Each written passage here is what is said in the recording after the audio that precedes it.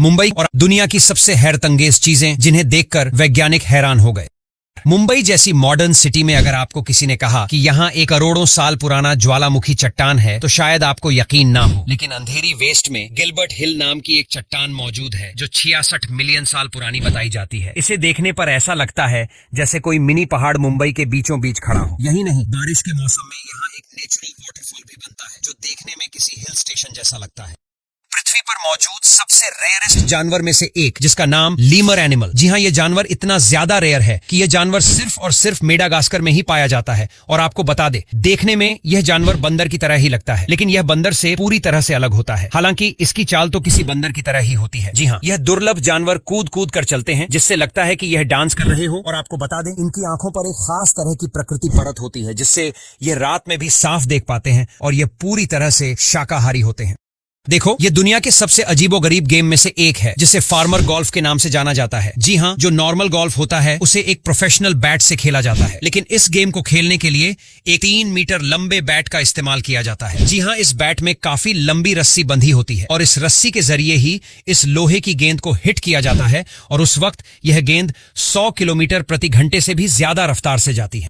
देखो, चीन हमारी इंडिया से काफी ज्यादा आगे है, क्योंकि जब हमारे यहाँ बिल्डिंगों में आग वगैरह लगती है तो उसको बुझाने के लिए फायर वर्क्स को बुलाया जाता है। लेकिन वहीं चीन में जब बिल्डिंग वगैरह में आग लगती है तो लोगों की जान बचाने के लिए ड्रोन का सहारा लिया जाता है। जी हाँ, ड्रोन में ऐसे सिस्टम को लगाया जाता है जिससे यह ड्रोन ऊंची ऊंची बिल्डिंग पर वाटर पाइप को ले जाते हैं और पानी को अच्छी तरह स्प्रे करते हैं, जिससे आग काफी जल्द काबू में आ जाती है और लोगों की जान बच जाती है।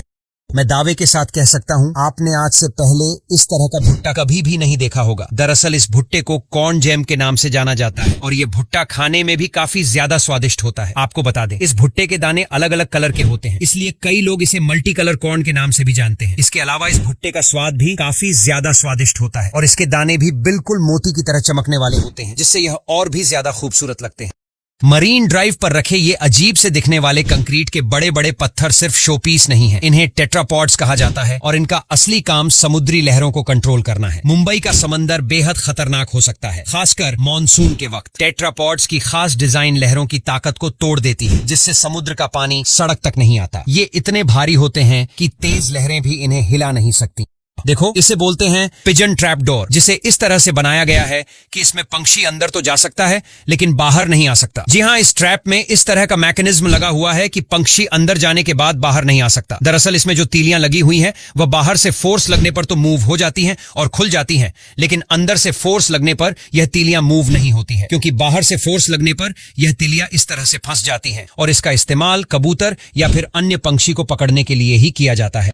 चीन की सबसे फेमस आइसक्रीम है जिसे स्नोफ्लेक्स के नाम से जाना जाता है। दरअसल आइसक्रीम को इस मशीन पर डाला जाता है और यह मशीन इतनी ज्यादा ठंडी होती है कि यह आइसक्रीम के फ्लैक्स बनाकर तैयार कर देती है, जो खाने में काफी ज्यादा लजीज होते हैं और इसीलिए इस तरह की आइसक्रीम को कॉर्न फ्लेक्स आइसक्रीम के नाम से जाना जाता है। इसके अलावा इस आइसक्रीम की कीमत भी नॉर्मल आइसक्रीम से कई गुना ज्यादा होती है।